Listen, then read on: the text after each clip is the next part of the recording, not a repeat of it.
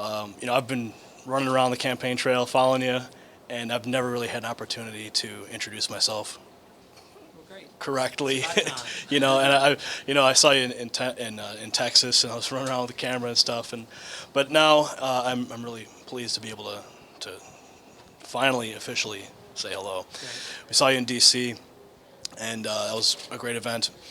Well, my question for you is really about grassroots activism. And early on in the campaign, the Republicans were trying to squeeze you out, and the grassroots organizations like Aaron Russo's Restore the Republic group were pushing out emails telling people to, call the GOP, email the GOP in like Michigan, because they were going to circulate a petition.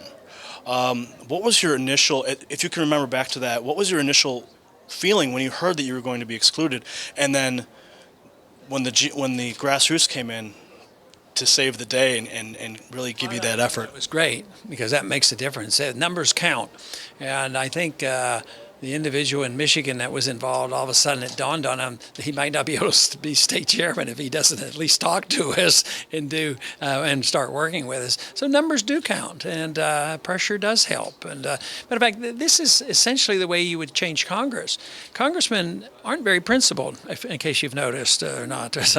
So, but if their constituents all of a sudden start talking the way we talk and start writing and saying, if you don't do this, if you don't vote to bring the troops home, we're not going to vote for you. All of a sudden, they would start considering it because they don't have that much determination to promote some of the things that they do. They just think it's in their political best interest to vote the way they do. But if they come to that point where enough people write them and put pressure on them, they'll change their votes. Do you have any memorable moments during the campaign trail, memorable grassroots activities that took place that you can talk about? Outside of, say, the debates, yeah, I think some of it has been the people I meet. And there was one event where an individual came up and he says, I came together tonight at this event, and he had had a falling out with his brother like 40 years ago, and they lived in the same state and never talked to each other. And all of a sudden they met each other at our rally, and they talked to each other, and it brought them back together again. And that's happened more than once. And I thought, well, that sure fits my theory. And what I say is freedom brings people together, because all of a sudden we're not attacking each other. We just want to be left alone. You want to be left alone, I want to be left alone, and then we can get along. You run your life, I run my life. And that's such a great thing. And that's what they had discovered, and they became friends.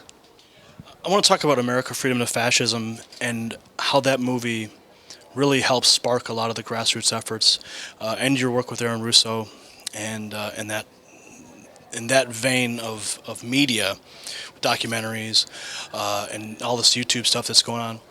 But really, your interaction with Russo and that film, what could you speak to about that? Well, I think this goes to show that ideas have consequences. He had an idea, he had a vehicle, he had some talent, he put it together, and it had significance. Of course, the sad part was he didn't see the final consequence of that. But he really did have a lot of impact. And in so many of our rallies, I will talk to a lot of people, and it was amazing how many people would. I always ask, how did you come about this? Is this new? Have you been around a long time? And some would say, oh yeah, I knew about you in 1988 and this sort of thing. But a lot of them said, no, it was last year I saw Freedom to Fascism. And that turned them around. So no, it had a tremendous impact. I would think tens of thousands of people joined our campaign because of him. And with the advent of individuals being able to use tools like YouTube and Google, how do you feel that has impacted campaigns today? Well, tremendously. Is the fundraising effort for our campaign was more or less done spontaneously on the internet, and through this excitement built up with videos and all. And our campaign would have been, probably a third of what it turned out to be without the internet. I think we were very dependent on it because, of course, we didn't have the mainstream media, and they were generally, marginalizing us or ridiculing and making fun. That was their job. But what was so lucky is people saw through some of that, and even if we only had a minute or two in a debate, they would go and look up what we had on the internet, and then they say, hey, this sounds good. And then they would keep studying the issues. Are you familiar with our publication, Republic Magazine? Yes, I am. What are your thoughts on that? Well, I think it's great. I think the more the merrier. And in this day and age, it's tough doing magazines, so I hope you remain successful. Thank you, Ron Paul. I just want to give you a special gift here. The last time we met, I gave you a Aaron Russo silver piece. This is a new silver piece that we've just created with someone's likeness on it. I wonder about that. I sure hope we don't get arrested using silver again. Very nice. Thank you very much. I appreciate it. There's no dollar value on that, but yes, we're safe.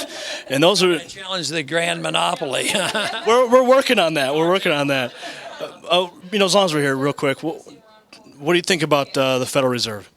Federal Reserve, I simply believe that it's unconstitutional, illegal, it's a monster, and we ought to get rid of it. Other than that, it's not too bad. All right, well, thank you, Dr. Paul.